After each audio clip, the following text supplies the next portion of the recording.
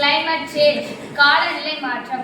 காலநிலை மாற்றம் என்பது பூமியின் நீண்டகால வெப்பநிலை, மழை, காற்று மற்றும் பருவநிலைகளில் ஏற்படும் மாற்றம். இதற்கு முக்கிய காரணம் மனிதர்களின் செயல்பாடுகளே. குறிப்பாக எரிபொருள் எரிப்பதால் உருவாகும் கார்பன் டை ஆக்சைடு, மீதுதான் போன்ற பசுமை வாயுக்கள் வளிமண்டலத்தில் அதிகரித்து பூமியின் வெப்பநிலையை உயர்த்துகின்றன.